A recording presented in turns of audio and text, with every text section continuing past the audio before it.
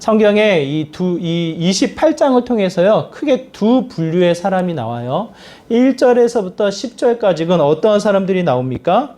멜리데라는 섬의 이 남파에서 그곳에 이제 이 구조를 받은 바울을 비롯한 이 수많은 사람들이 잠깐 머무는 섬에 머물러 있던 현지인들, 그 사람들을 만나는 장면이 1절에서부터 10절까지의 말씀이고요. 이 노마가 드디어 어디를 도착을 합니까? 우리가 읽진 않았지만 16절에 보니까 노마에 들어갔어요. 노마에 들어가서 누구를 만나느냐? 17절에 보니까 유대인 중 높은 사람을 청하여, 바울의 신분이 비록 이제 재판을 받아야 되는 신분이었지만 로마 시민권자로서 아직 죄가 확증되지 않은 상황에서 감옥에 거주하는 것이 아니라 그 사람을 지키는 사람과 함께 한 집의 형태에 머물러 있는 바울의 모습을 우리가 살펴볼 수 있습니다. 몸은 좀 제한적이지만 집에 이 제한적인 이 활동을 할 수밖에 없는 상황이지만 누구를 만나요? 유대인의 높은 사람들을 만났다. 두 분류의 사람을 만난 바울.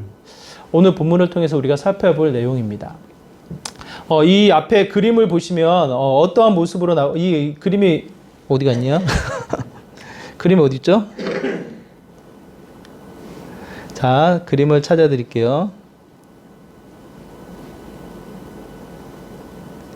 50분에 있네. 자, 이 그림이 무슨 그림으로 보이세요? 오리. 네, 오리 같다. 또 토끼 같아요? 토끼 같은 분도 계시고 오리 같은 분도 계시고. 이게 무슨 그림이냐면 이제 사람의 사고, 사람의 이 시선, 어디에서 보느냐에 따라서 다르게 보여지는 이 심리학에서 이야기하는 내용의 한 그림이에요. 무엇을 의미하냐면 무엇을 보고 이성으로 판단하고 그것을 또 우리가 영향을 받아서 행동을 한다고 했을 때 순수하게 팩트를 보고 그것에 영향을 받는다. 그것으로 멈추지 않고요. 선지식, 선이해, 이미 우리의 머릿속에 갖춰져 있는 지식과 정보와 이 경험들이 이 주어진 상황에 영향을 준다. 이것을 단어로 표현하면 뭡니까? 선입견, 편견. 모든 사람이 두 마리의 강아지를 키운다. 어떠한 강아지? 선입견, 편견을 늘 가지고 있다라는 내용이에요. 그만큼 이 생각에서 자유롭지가 않아요. 선입견과 편견에 둘러싸여져 있는 사람들의 특징을 우리가 살펴볼 수 있습니다. 오늘 본문의 두 분류를 제가 말씀드렸는데요. 아까 말씀드렸듯이 멜리데 섬에 도착을 합니다. 멜리데 섬에 도착을 했을 때 바울이 만나는 현지인들이 있어요. 지도를 보면 이 남파를 대서 멜리데 섬에 있고 노마로 올라가기 직전에 이 장면을 이야기하는 거거든요. 멜리데 섬. 멜리데 섬은 그래도 좀 도시랑 떨어져 있는 곳이었기 때문에 그곳에 현지인들이 있어요. 현지인들이. 그곳의 사람들이 바울을 맞이했을 때 어쩌면 이런 마음이 들었는지도 모르겠습니다. 이 광풍에 이 살아난 사람들, 배가 난파하고 사람들이 죽어야지 마땅한데 그 사람들이 살아서 자기네들 섬으로 걸어 들어왔을 때 그들이 무슨 생각을 했을까요? 무슨 생각?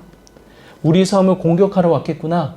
우리 섬에 이 물건들을 도적질하러 왔구나. 이런 생각이 들었을까요? 그렇지 않아요. 그렇죠? 대체로 바닷가의 사람들, 섬의 사람들은 이 자연의 이 신비에 이 굴복하는, 자연을 섬겨나가는 형태의 마음이 많이 열려져 있어요. 광풍에서 살아남은 사람들을 두고 이 사람들은 어쩌면 이런 생각을 했는지도 모르겠어요.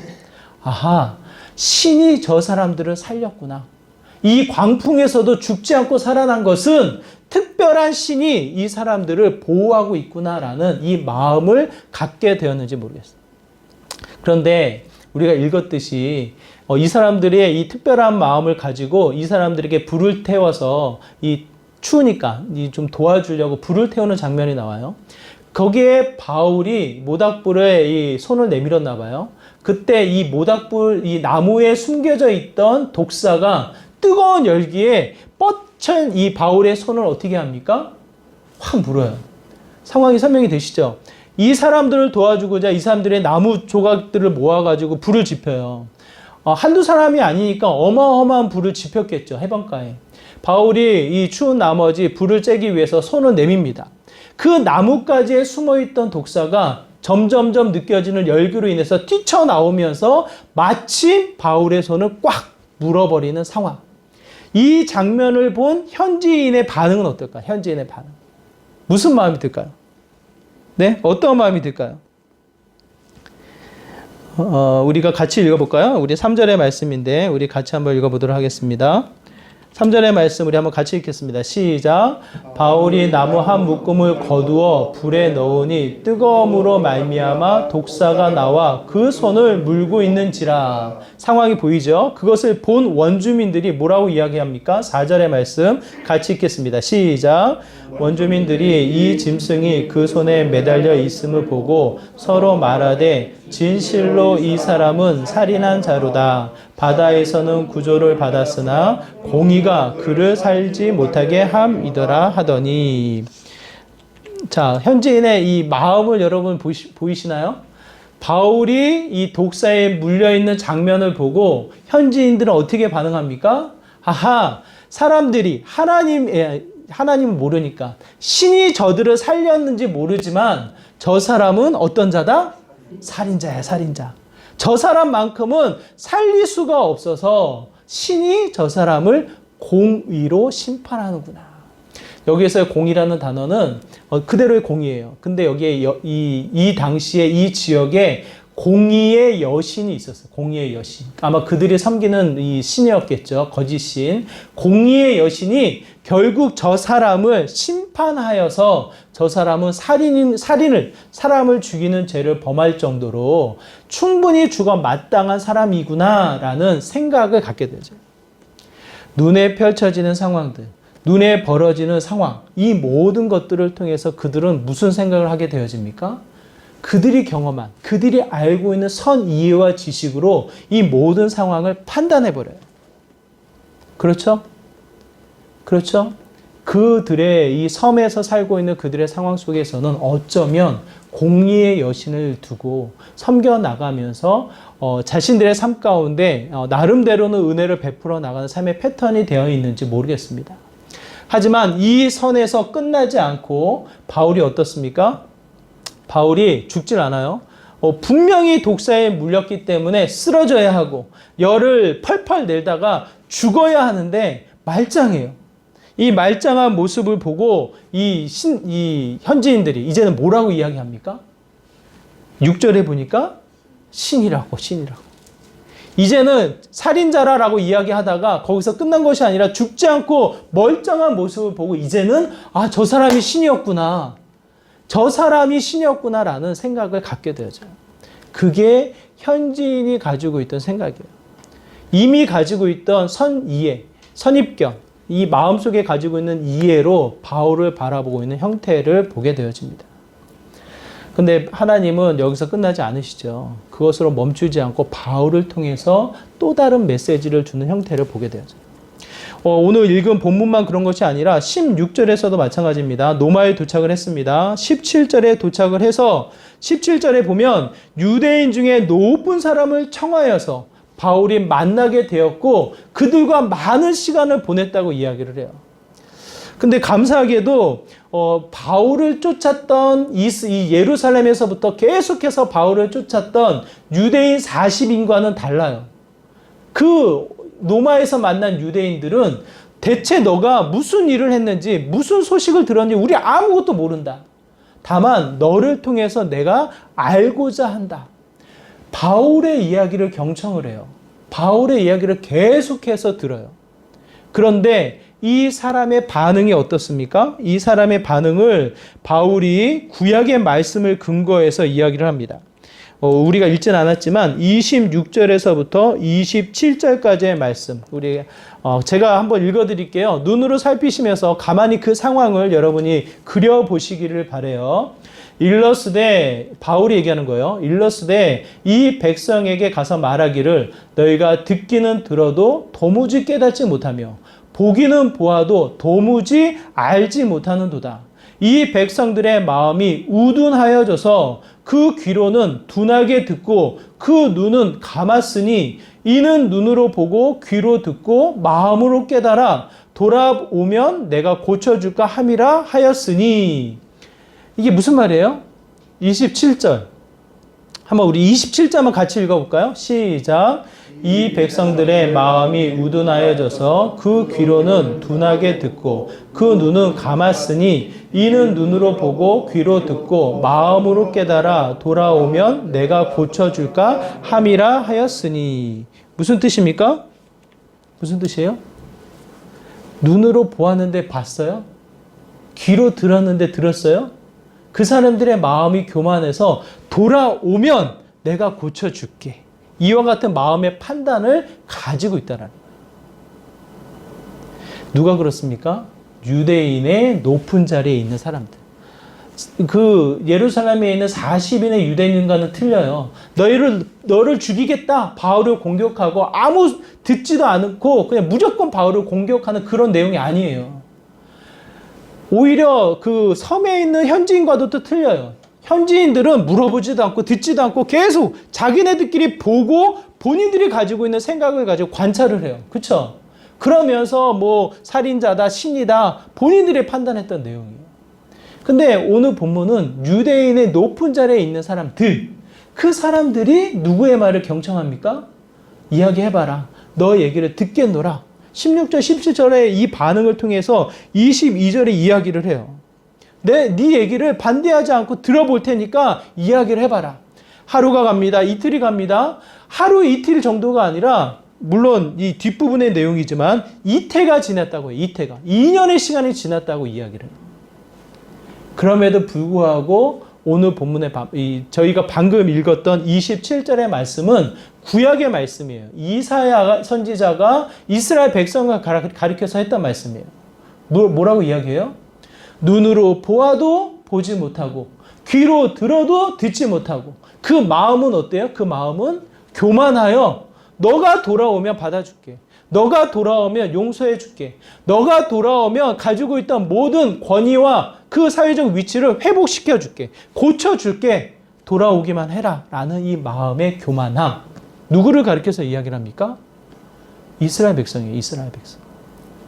저는 여기에서 단순한 그냥 아무것도 모르는 섬 사람들의 이야기가 아니라 아무것도 모르는 율법에 가득 채워져 있는 유대인들만을 가리켜서 이야기하는 것이 아니라 오늘날 동일한 모든 사람을 가리켜서 이야기하는 내용이라고 저는 판단을 합니다. 아까 제가 말씀드렸듯이 2마리의 강아지를 키운대요. 모든 사람들이 2마리의 강아지를 키운대요. 그게 뭡니까? 선입견과 편견. 이미 우리가 가지고 있는 생각이 있는 거예요.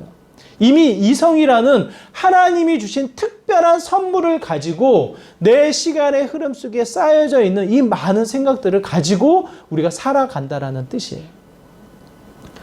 저희 2021년도 우리가 같이 시작을 하면서 계속해서 마음에 품고 기도하며 계속해서 꼭 해야 하는데 빨리 시작해야 하는 데가 한 가지가 있어요.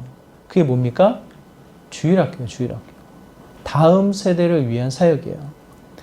여러분 혹여나 오해하지 마세요. 그러면 장년들은 필요 없습니까? 어르신들은 공부 안 해도 됩니까? 어르신들은 따로 성경 공부하지 않아도 됩니까? 그거 아니에요. 그거 아니에요. 왜 다음 세대, 왜 주일학교를 그토록 갈망하며 21년도를 시작을 했습니까? 왜 그래요? 우리 가은이가 지금 열심히 공사를 하고 있어요. 카페를 차리겠노라고. 우리 이재혁 집사님, 최은선 집사님이 적극 기도하시며 지원해서 우리 가은이가 학업도 학업이지만 또 사회적인 여러 가지 경험을 위해서 작은 카페를 지금 준비하고 있습니다. 직접 셀프 인테리어를 하고 있어요. 저도 교회 수리를 해봤지만요. 새로 진 건물에 꾸미는 게 편할까요? 아니면 헌 건물을 다시 꾸미는 게 편할까요? 어떤 게 편할 것 같아요? 예? 새로운 신축 건물을 새롭게 꾸미는 게 편할까요? 아니면 헌 건물을 다시 철거하고 다시 꾸려서 꾸미는 게 편할까요? 1번, 2번. 1번이죠, 1번. 신축 건물. 뭐가 하나 나간 것 같죠? 소리가 좀 나갔네. 신축 건물. 어린 아이들을 위한 사역, 어린 아이들을 위한 이 주일학교의 마음은 그와 같은 마음이에요. 세상의 것에 가득 채워지기 전에, 세상의 것에 가득 뭔가가 먼저 자리 잡기 전에 성경의 말씀이 먼저 채워지기를, 성경의 가치가 먼저 채워지기를 기대하고 소망하는 마음이에요. 우리는 어쩔 수 없이 환경의 영향을 받고 세상의 가치의 영향을 받을 수밖에 없어요. 자, 여기서 질문. 우리나라 사람은 대학을 반드시 가야 합니까? 가지 말아야 합니까? 어때요? 다시 질문을 바꿔서 대학을 가지 않으면 마음이 위축이 돼요? 위축이 안 돼요? 우리나라 사람, 내가 그렇다가 아니라 우리나라 사람의 일반적인 상황을 생각해 보세요. 좋은 대학에 가지 않았을 때, 좋은 대학에 간 사람과 좀 좋지 않은 대학에 간 사람이 만났을 때 위축이 돼야 안 돼요? 우리나라는 그래요, 우리나라는. 제가 어제 캐나다에서 사역하는 목사님과 한참을 통화했어요. 이분이 여러 가지 이야기를 하다 보니까. 제가 가지고 있는 아이들에 대한 고민, 우리 아이들, 우리 한국 교회가 가지고 있는 이 사회적인 이 문제점을 이야기하다 보니까 그분은 이해를 못해. 왜 그런지 아세요? 왜 그러냐면 캐나다 아이들은 대학을 꼭 가야 된다는 생각이 없어요. 우리 큰애랑 나이가 차이 안 나는데 학업에 스트레스가 전혀 없어. 공부를 전혀 안 해. 그럼 걔 뭐하고 지내냐? 스키장 가고 수영장 가고 그냥 아스팔트는 어떻게 가는 줄 아세요? 덤블링 하면서 간대. 그렇게 논다라는 거예요. 그렇게 표현을 해요. 지금 아마 거기는 겨울인가 봐요. 스키를 탄다고 그러더라, 스키를. 공부, 수학 전혀 안 한다. 제가 드리고 싶은 말씀은 우리나라에서 사니까 대학이 너무 크게 보이는 거예요. 대학 가지 않으면 마치 아무것도 못할 것만 같은 두려움에 쌓이는 게 우리들의 형태예요. 대학 가지 못했을 때, 좋은 대학 못 갔을 때 위축되어지는 마음이 우리들에게 있어요. 우리들한테. 이게 한국 사람의 큰 특징이에요. 학업에 대한 스트레스. 제가 드리고 싶은 말씀은 모든 사람이 선입견, 편견에 사로잡혀서 살아간다는 뜻이에요. 그것이 결국 예수님을 십자가에 못 박게 만들었습니다. 그것을 통해서 이 바울 역시도 스데반의 죽음을 마땅하다. 죽음 앞에 눈물을 흘리거나 죽음 앞에 안타까워하는 것이 아니라 그 죽음이 마땅하다라고 여겼던 사람이에요. 그게 바울이었어요. 선입견, 편견에 사로잡혀 있을 때. 오늘 본문은 그 이야기를 하는 거예요. 유대인 높은 사람을 만났는데 그 사람이 분명히 보았는데 보지 못해. 분명히 들었는데 듣지 못해. 오히려 그 마음의 교만함으로 가득 채워져 있느니라 그 이야기를 합니다. 섬 사람도 마찬가지예요. 교만함, 그 섬 사람이 하나님을 알아서 부인하고 그런 것은 아니지만 바울을 봤을 때, 그 사람들을 봤을 때 자연스럽게 본인이 가지고 있는 걸 가지고 반응을 하잖아요. 살인자다, 신이다. 자기들이 가지고 있는 걸 가지고 반응을 하잖아요. 여러분은 무엇을 가지고 반응을 하십니까? 무엇을 가지고 세상을 살아가고 계시냐고요. 여러분의 이웃이, 지나가는 사람이 우연히 마주쳤을 때, 직장 동료가 나와 함께 무슨 일을 벌릴 때, 학교에서 친구들과 같이 교실에서 학업을 진행하고 있을 때 여러분의 생각, 여러분의 마음은 무엇으로 채워져 있냐고요. 저는 여러분이 그 상황에서 벗어나 그냥 제한적인 선입견과 편견에 머물러 있지 않기를 바라요. 오늘 본문의 바울은 우리에게 새로운 도전을 주고 있습니다. 섬 사람들을 가리켜서 그들이 가지고 있는 생각을 깨쳐요. 벗어나게 만들어요. 무엇을 통해서? 우리 읽은 8절의 말씀을 통해서 우리가 살펴볼 수 있습니다. 우리의 8절의 말씀 우리가 한번 같이 볼까요? 8절의 말씀 같이 읽도록 하겠습니다. 시작. 볼리보의 부친이 열병과 이질에 걸려 누워있는 것을 바울이 들어가서 기도하고 그에게 안수하여 낫게 하매. 더 나아가서는 그 이웃의 모든 사람들, 9절. 이러므로 섬 가운데 다른 병든 사람들이 와서 고침을 받았다. 이 사람들의 생각, 이 사람들의 선입견을 무엇을 통해서 깨우고 있습니까? 무엇을 통해서요? 생각해 보세요. 마치 바울만 주목하고 있어. 바울만 주목하고 바울의 능력만 의지하고 바울의 신비로운 이 삶의 경험을 통해서 바울만 주목하고 있어요. 근데 바울이 그들을 무엇으로 돌려요? 무엇으로 깨닫게 해요? 기도라는 도구예요. 기도. 기도는 누구의 이름으로 하는 겁니까? 바울의 이름으로 기도합니까? 바울의 능력으로 기도합니까? 바울의 권위로 기도합니까? 여러분 착각하지 마세요. 목사님이 같이 기도한다고 해서 목사님의 능력, 목사님의 권위가 그곳에 들어가지 않아요.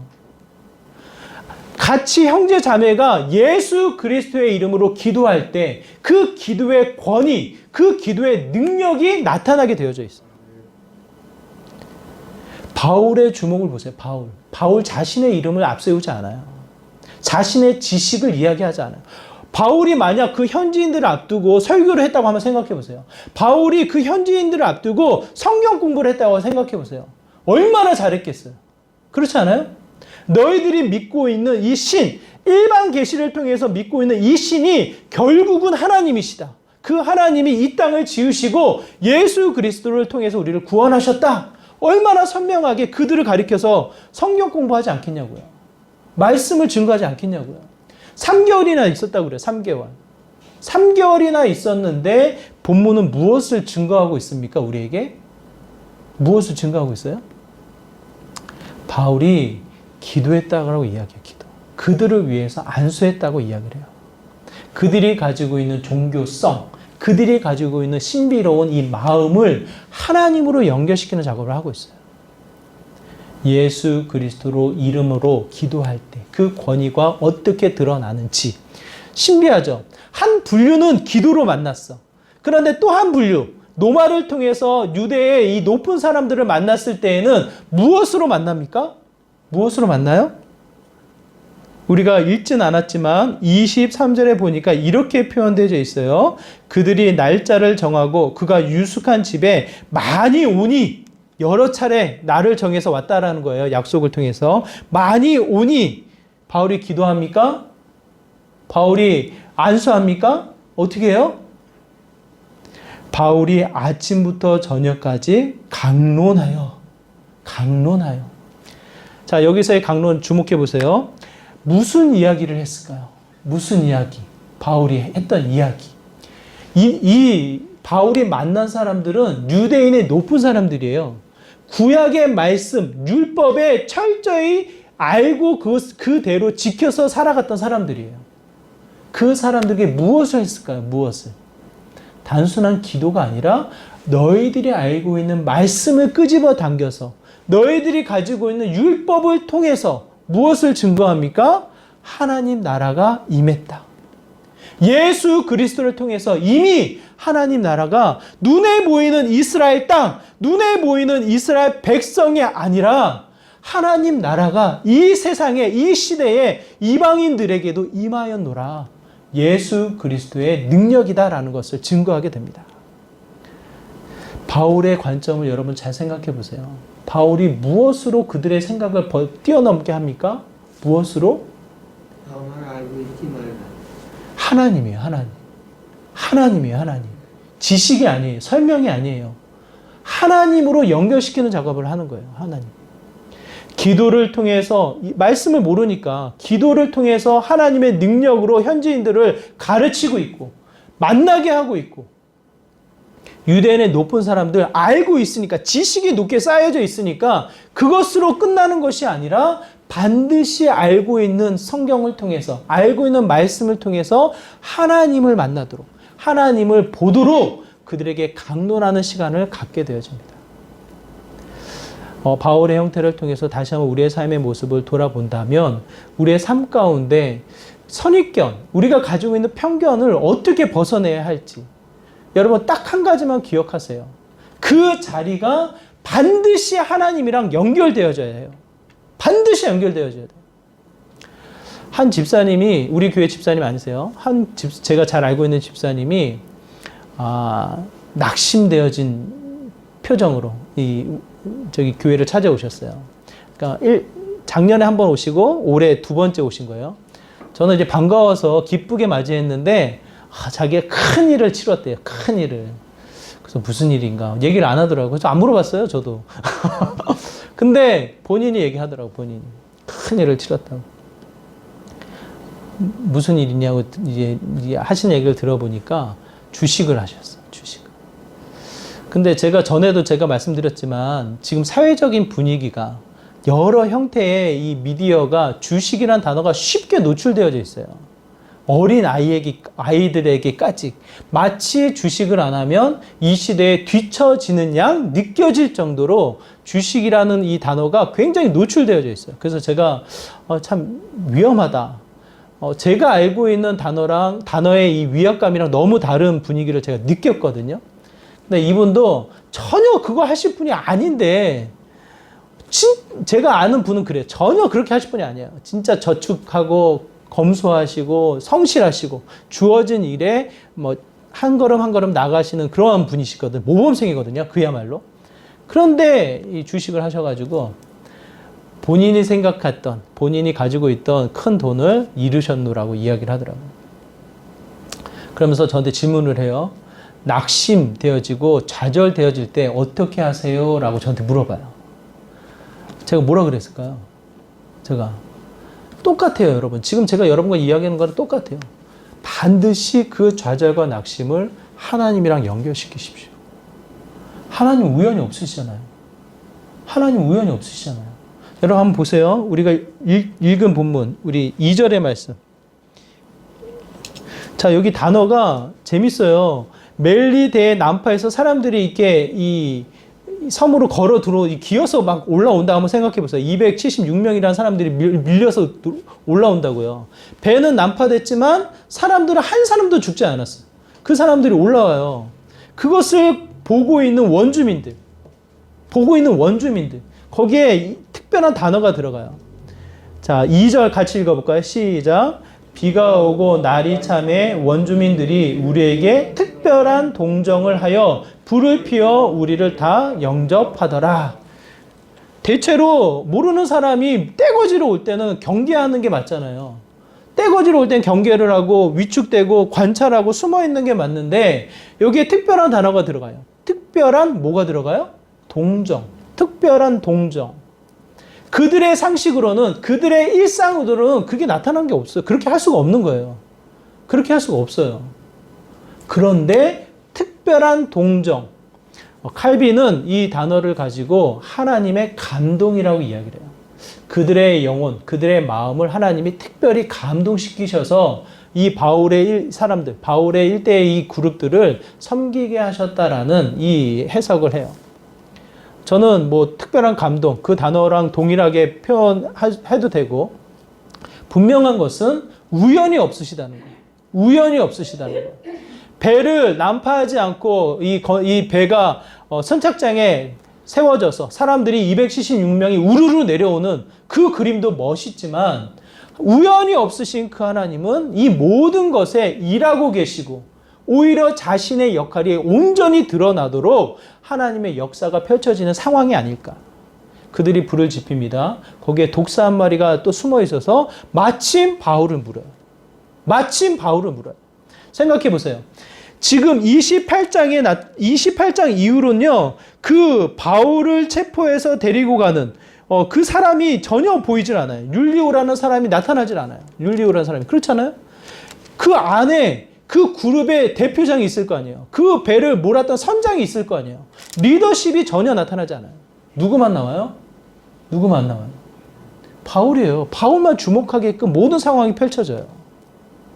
그 자리에 바울이 그들의 생각, 그들의 감정, 그들의 모든 상황을 하나님과 연결시키는 작업을 하고 있어요. 기도하고 안수하니라. 기도는 철저하게 기도를 받으시는 분, 기도에 응답하시는 분을 주목해서 의지하는 행위예요. 자신이 주목받지 않아요. 그들의 생각을 열어서 하나님께 연결시키는 작업을 하고 있어요. 제가 여러분에게 다시 한번 말씀드리고 싶은 것은요, 하나님과 연결되지 않으면 무엇이 남아요? 무엇만 작용을 해요? 두 마리 강아지만이 작용을 해요. 선입견, 편견. 원래 그랬던 사람이지 그런 상황이지. 이것으로 내 행동과 내 생각과 내 마음이 다 결정 나버려요. 여러분만 그런 게 아니라 모든 목회자가 그렇고 인류의 모든 사람이 동일한 형태로 살아갈 수밖에 없어요. 이것은 나는 안 그렇다? 그렇게 말할 수가 없어요. 왜? 시간의 흐름 속에 선 이해와 지식이 늘 우리의 마음속에 깔려 있기 때문에. 그러니까 거기에 반드시 주어는 나는이에요. 나는. 내 생각은 나는 그것을 통해서 내 생각과 내 말과 내 행동이 나타나게 되어 있어요. 여기에 우리가 조심하려면 우리의 성경과 편입견에서 벗어나려면 무엇을 어떻게 해야 되냐고요. 오늘 본문의 주인공이 되는 바울을 주목하십시오. 바울도 철저하게 선입견에 매여 있던 사람이에요. 아마도 유대의 높은 사람들처럼 율법에 가득 채워져서 모든 것을 기준 삼아 행동했던 사람일 거예요. 여러분이 알고 있듯이. 그런데 그 사람이 어떻게 바뀝니까? 무엇으로 바뀝니까? 무엇으로 바뀌어요? 한 가지밖에 없어요. 예수 그리스도를 만나고 그 모든 생각이 하나님과 연결되어질 때, 모든 생각이 하나님과 연결되어질 때 권위와 능력이 자신의 이름으로부터 주어지는 것이 아니라 하나님으로부터 주어지는 것을 보게 되어집니다. 저는 그 의미를 여러분이 꼭 잊지 않고 붙잡는 시간이 되었으면 좋겠습니다. 오늘 31절의 말씀 제가 읽어드릴게요. 바울의 모습을 소개하고 있는데 이렇습니다. 하나님의 나라를 전파하며 주 예수 그리스도에 관한 모든 것을 담대하게 거침없이 가르치더라. 바울은 어떠한 신분이에요? 바울은 죄수예요. 포로로 끌려가는 상황이에요. 아니, 포로가 아니라 재판을 받기 위해서 재판장으로 가고 있는 사람이에요. 그 마음, 그 목소리, 그 자신감을 드러낼 수 있는 상황이 절대로 아니에요. 그럼에도 불구하고 사도행전 마지막에 바울을 증거하는 모습은 어떠한 모습입니까? 담대하게 거침이 없이 자신이 가지고 있는 하나님의 이야기를 펼쳐내는 상황이었다. 거침이 없다라는 표현은 아무런 방해를 무서워하지 않고 걸림으로 방해로 받지 않고 하나님의 나라 예수 그리스도에 관한 모든 것을 증거하고 가르치는 모습이었다. 그 바울의 모습을 우리에게 이야기를 합니다. 어쩌면 선입견, 편견은요, 내 자신을 위축하게 만드는 요소밖에 되지 않을 수 있어요. 여러분, 잘 생각해 보세요. 선입견, 여러분에게 어떠한 선입견, 편견이 강하게 있는지 저는 몰라요. 그 모든 생각이 그것으로만 멈춰버리면요, 그냥 내 자신을 위축하게 만들고 내 자신을 벗어난다 할지라도 처한 상황에 내 자신이 제한되어져 버리고 내가 알고 있는 지식에 멈춰버리는 형태가 너무나도 많아요. 너무나도 많아요. 이재철 목사님이 아들들로 인해서 굉장히 많은 부분에 이 주목을 최근에 받았어요. 저는 그전부터 그분의 책을 굉장히 좋아했던 분인데 설교는 너무 지루해. 근데 책은 너무 좋은 분이시거든요. 근데 그분이 그렇게 술을 좋아했어요. 세상에 돈도 많이 벌었던 분이에요. 그분은 성공했던 분이에요. 그 생각, 그 가치, 그 어떤 세상이 주는 편견에 머물러 있었다면 아마 어땠을까 싶어요. 근데 그분이 술에 잔뜩 취하고 집에 들어와서 늘 뭐 밥을 먹기 위해서 아내를 깨웠다고 하더라고요. 습관이. 근데 이 하루는 아내를 깨우는데 그 아내 위에 놓여진 성경책, 그 성경책이 눈에 띄게 되어졌고 이 성경책과 이 적은 노트를 보다 보니까 눈물 자국과 함께 다시 한번 그의 생각이 깨지는 순간이 벌어졌어요. 그 순간이 하나님이 만나주는 순간이 아니었을까 싶어요. 그 순간이 깨지면서 그 이재철 목사님이 자신의 삶을 완전히 유턴해서 하나님과 연결되어지는 삶, 하나님만을 통해서 권위와 능력의 설교, 증거자로 살아가는 삶으로 바뀌어버리는 형태를 취하게 됐노라고 한 장면의 간증을 제가 접하게 됩니다. 여러분 동일합니다. 우리는 나로 머물러 있을 때에는 선입견, 편견, 내 상황, 주어진 가치에 제한적일 수밖에 없어요. 공부 안 하면 무서워, 두려워. 내가 뭐 먹고 살까? 이 걱정과 두려움에 쌓여져 있어요. 진로 앞에 멈춰 있는 게 우리 청년들이에요. 답답해. 자녀들을 생각하면 그 자녀들로 인한 염려 때문에 멈춰 있는 게 부모님들이세요. 그 생각과 그 편견과 그 모든 가치를 어떻게 뛰어넘을 수 있냐고요, 여러분. 자연스럽게 모든 상황이 그것들이랑 연결이 되어져요. 그거를 통해서 기준 삼고 행동하고 해석하고 그걸 통해서 행동하게 되어져요.